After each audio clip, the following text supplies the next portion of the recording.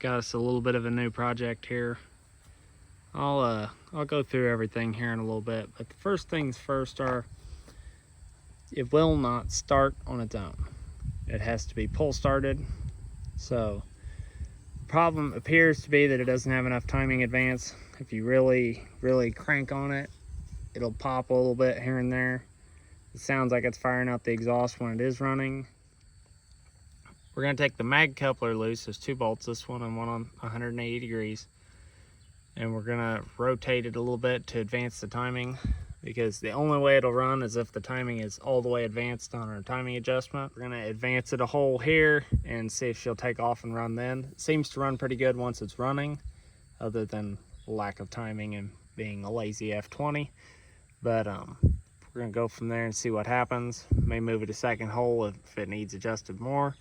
I'll bring you back when I know more. Okay, so I loosened the 4 bolts to hold the mag to the base. Took these both out. Thought through which way I needed to adjust this to advance it. And then I got to looking. And I got to looking right here. Okay, see this hole? See, this hole has more wear. This is where the bolt was. This should be the direction to advance the timing. So I'm going to assume the hole with the most wear is where the screw was originally, and that when this motor was installed in this tractor, the person did not get the mag on it in the same place that it had been previously. So that's the working theory. We're going to put the mag back in that hole and see if she runs. All right, so we're on try number 2. So we've got our rotor pointing at number 1. I pulled all the spark plugs out except the number 1. I turned it over till I got on the compression stroke. And you've got a hole in the bell housing here where there's a timing mark. I don't know if you're going to be able to see it. Yeah, see that kind of darker area right in there? That's the timing mark. It tells you you're on top dead center.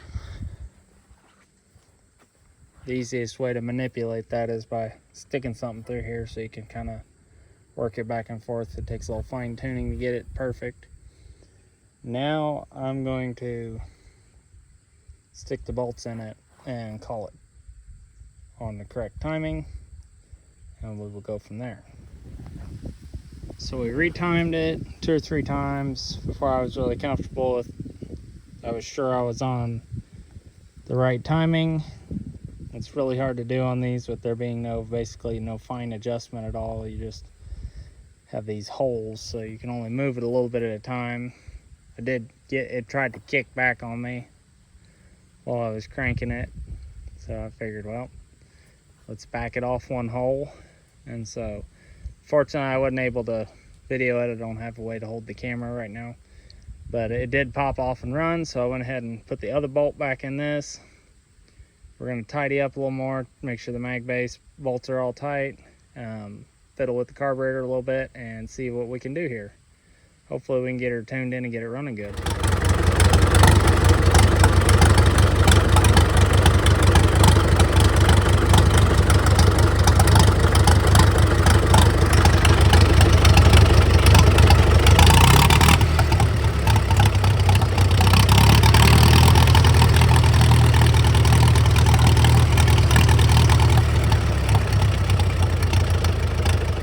For doing antique tractor work, I love these because this will tell you so much information. You know, it's hard, sometimes you can see stuff through the plug hole, but this will tell you so much about what you're working with. So inside here you can see this F20's got quite a bit of a rust ring.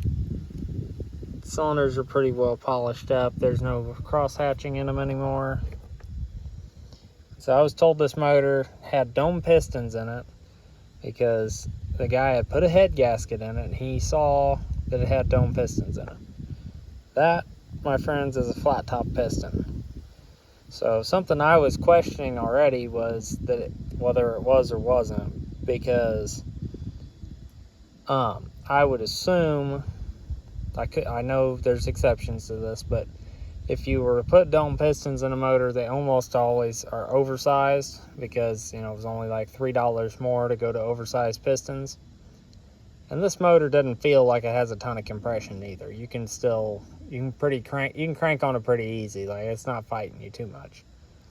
But when I pulled one of these covers off, and they're real easy to take off. You just loosen it up and you'll figure it out eventually. It takes a little finesse.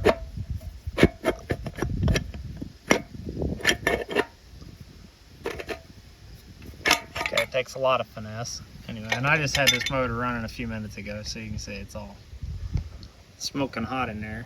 Anyway, I measured across the bottom of the sleeves because the bottom of the sleeve's right there, and I got a stock bore f20. I thought, well, that's kind of strange. That's kind of strange if you're talking about having oversized pistons or dome pistons in it. It's kind of strange that it has a stock bore, right? I'm not much in the f20 world. I haven't had a lot of them, so I don't really know much about them. But I was thinking, in my head, that's what I was thinking, is that's really weird. And then he was telling me this is a Heisler manifold. Now that may be, I don't know, that doesn't look like an international part number, so maybe it is a Heisler manifold. So cool if it is. But it's got Heisler manifold on it.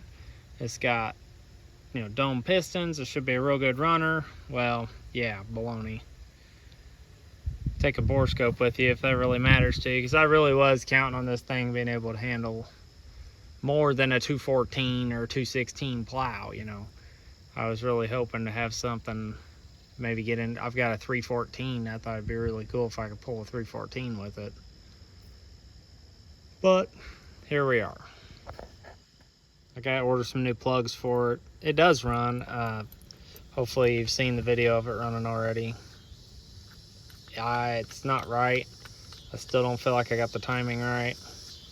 So I've played with it, one hole forward and one hole back both ways from where it's at, and it only ran in the one spot. So I'm thinking that's the right one, because go one hole the other way and it wants to kick back and break your arm. Go one hole the other way and it won't start. So it's got to be that hole where it ran. It's just not right. So he must have the points set wrong. So I'm going to get a feeler gauge out and set the points on it, because the timing's just not right. You can tell in the video it does not want to smooth out and run right. And I get basically no response out of the carburetor. It just keeps acting like, and if I, you know, usually you would think once it's running you would advance the spark all the way. That's what you're supposed to do. But the smoothest I could get it to run, even at wide open, was just right before the shutoff hits on the mag. Just right before it dies. So that tells me it's got too much timing for its current compression ratio and all that. And you can see I've got the mag shut off. And like I said, it won't crank start at the moment. This drive is wore completely out. This crank drive is gone. You can tell it just, you know, it's got normal style, you know, 5.5 to 1 or whatever compression. So, which it's disappointing, but I've always wanted a running f20.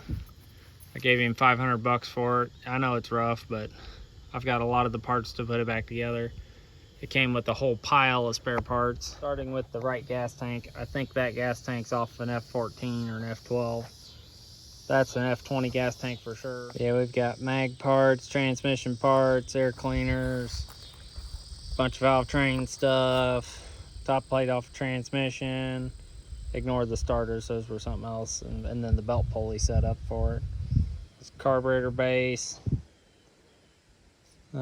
Somewhere maybe in the toolbox on the truck still there's another 1.5 carburetors, which I don't know if you've looked at a Zenith K5 recently, but they're stupid expensive to get. If you just need a core, they're just crazy expensive, because I needed one for the 6-cylinder F20 because I can't even remember what part I needed. I think maybe something simple, but it was going to be easier to find a whole carburetor. But yeah, it was when I could find them, they were stupid expensive, like 150 bucks or more. Now I think I've seen them on eBay for like 300 or 400, which is crazy because they only made, 175,000 or 150,000, whatever, F20s and F30s. And they all use that K5 along with the T20 and T30 crawler and a bunch of other stuff. So I don't know if the 1020 uses that too, but yeah, it's just blows my mind why people think a carburetor's worth that kind of money. But not when you can buy a whole tractor for 500 bucks still. Is somebody gonna pay 500 for just a carburetor? But anyway, it came with all this stuff. We got a halfway decent set of 36-inch cutoffs. They don't match. At least I assume that's a cutoff. If they're being flat in the middle, maybe not. I don't know a whole lot about cutoff wheels. You can see this one's the same style rim as this. Well, not that, but similar style rim, but it's a 36-inch replacement. This one's definitely a cutoff. If I have my way about it, it's going to end up on 38-inch wheels because I can't stand trying to find tires for 36-inch. I tried forever to find tires for that unstyled day I had, and it's just impossible to find, at least around here, a halfway decent used tire in a 36-inch, which this tire's not bad. This tire's got a lot of tread on it still. It needs a tube. It won't stay aired up. This one's not bad. This one is leaving us. Scary enough as this one's the one that holds air. But yeah, this tire's shot. So it's time to move on. It came with two halfway decent front rims. If I had my way, I would like to find a set of spoke front wheels for it instead of cutoffs like those, and put a set of spoked on the back. But spoked rears in the 36 or in the spoked rears that aren't a 28-inch are really hard to find, and on a 28-inch wheel these things are so slow it's unbelievable. Not that that really matters, but it does kind of bother me to only be able to go 4.5 miles an hour. Tractor's never had an overdrive unit or a belly pump on belt pulley delete plate on it. It is a foot brake tractor, and it looks like they've been there all along. I don't see any signs of being a handbrake tractor. Most of the steer brake stuff, the cable steer brakes, are still here. This side we've got this, but we're missing the spring and everything for the other side, which I don't think will be too big a deal to find.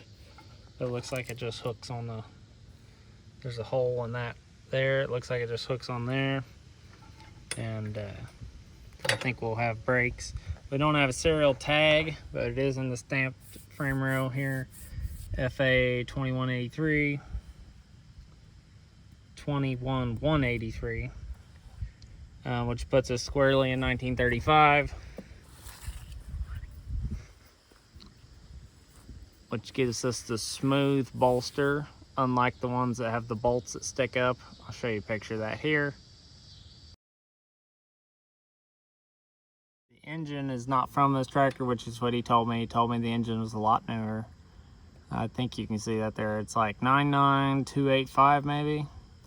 So that puts the engine in the ballpark of like 37, 38, somewhere in there. I can't remember exactly. It's been a couple days since I looked at that. So I don't know what all we're gonna do with it. Obviously we gotta find a belt. We need gas tank straps, which I may have a set. I have a hood for sure. I need to put that other air cleaner assembly on it. This one, the bottom of it rotted out, which tells you how long it must have sat. This tube's smashed, but I want to use this tall standpipe because this has got the tall one versus the other one has a short one. So I use the tall pipe on it. I want to get the steer brakes fixed, put new front tires on it, get some decent-ish back tires on it, and maybe put her to work, hopefully. Looks like maybe at one point it had a PTO extension on it. I wonder if that's what these are, but these look like they were cut off. I'm not sure. It's got a bunch of studs out of the back of the diff here. Not sure what that's about. Oh, looks like we're missing a diff bolt. Not sure what that stuff's about on there. It would be nice to have a PTO extension, but obviously not a massive requirement. Drawbar's in pretty good shape. The drawbar's real flat still. Still straight. Nobody's beat up on it. Got this little tongue there. I've got a better one that looks more professional. But as far as that, I mean, it's really not in too bad a shape. He said he had this this brake cover off. He had this cover off, which makes sense because it's a different color. It's all pitted up. And it's missing a bolt here. See, it's supposed to have a bolt in there. Because this brake was locked up. He had to get it off there so he could get it unlocked. And I think he had to cut the cover off of it, and then he used a band from a different tractor. This tractor is like 4 tractors combined. Obviously, most of it's from the original 1935, but based on the color. But you can see there's a totally rust colored tractor, just a rust brown tractor. That's the steering shaft, gas tank mounts, you know, some of the water neck and stuff of the brake drum. And then you've got this red tractor that looks like it was nicely restored at one point that the engine came out of. Don't know what that's about. I don't know if a motor came out of something. Maybe somebody did a puller where they did a V8 swap or something, and you know, the motor ended up in this. I have no idea, but this is what we've ended up with. But I didn't think for 500 bucks with the 2 spare carburetors and partial mag and pretty much everything but the hood and the gas tank straps to put it back together. Oh, we're missing the spark retard lever. The one that's on it's all bent up. But beyond that, I think we pretty much got everything. So it should be a fun little project. And hopefully we'll get her together and it'll run all right. And there's a lot I need to learn about how the governor's set up. There's a couple different governor setups that came with it. I think this one is just basically idle and wide open. I don't think there's a kind of a fine adjustment. I don't know, at some point there was a serial number break where they did away with that style governor. I would have thought this motor was new enough it didn't have that. But I know he's been working on the governor and all that. He's had all that apart. So that could just be that it's not the one that came in the motor. I know the radiator leaks. He said it leaks out of the corner. Right here, he tried various different methods to try to get it to stop. I think basically we're gonna have to blast this lower tank off of it. We're gonna have to take the whole thing off the tractor, blast the lower tank off of it, and which should be plenty of fun. And hopefully we can patch that core. It did come with another radiator, but he said it leaks just as bad from the same spot. And then I have a third radiator on a parts tractor that's probably also going to leak just as bad from the same area. That's kind of the quickie overview of it. Let me know what you think of it. I'm always a big fan of the unstyled style tractors, you know, the unstyled Deeres, the F20s, F30s. I really wanted a regular, but I'll settle for the smooth top F20, the smooth top bolster F20, and we'll see what we can do with it.